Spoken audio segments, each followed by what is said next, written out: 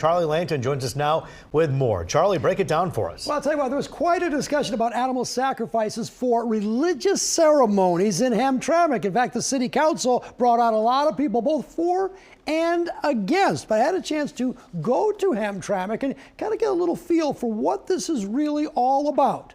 Take a look.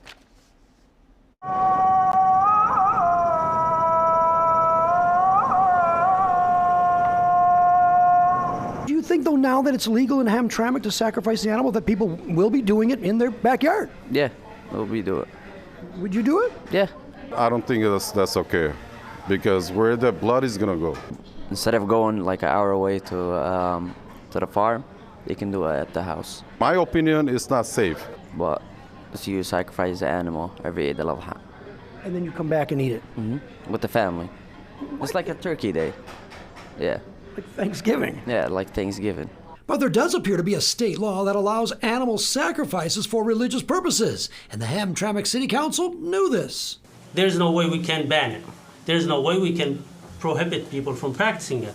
Yet people in the audience had very different opinions about sacrificing animals. It's very hard for DPW. They're gonna go crazy about this. They cannot control this. No way.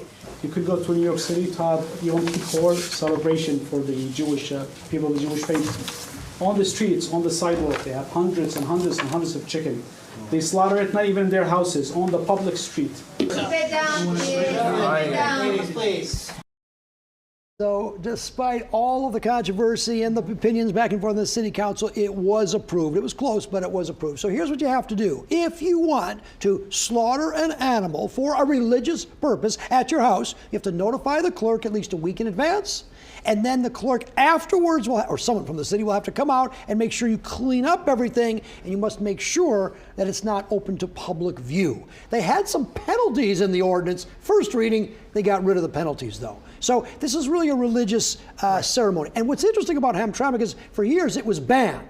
But now we have an all-Muslim council and mayor, and this is a kind of a ritual in the Muslim community. What about manpower, though? I mean, if to say you got to put this paperwork through, you got to make sure that it's done at a certain time, and then you got to make sure that when you do it, that they come check it out. I mean, who are these workers who are going out to do this, and do they have the resources? Well, I don't know. And the other issue is this going to be that popular? A lot of the people believe in this holiday. It's called, and I'm going to pronounce it wrong, Eid al-Adha. I hope I'm pronouncing it correctly. It's the feast. It's called the Feast of Sacrifice. And I probably did not pronounce that correctly. But when the Muslims, when Abraham in the Old Testament said you don't have to sacrifice your son, you can sacrifice an animal. So this goes way, way back in tradition for Muslims. But many today, they go to a slaughterhouse. Right. And then they kill the animal for halal purposes during that way, and then bring the meat home.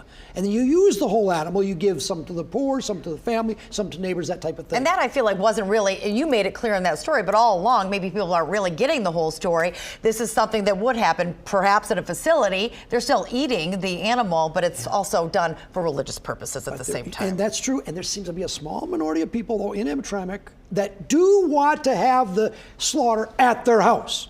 Because I guess that's what they did back in the olden times, and they want to continue the tradition. Now they can legally, assuming they have a couple of little rules in Hamtramck.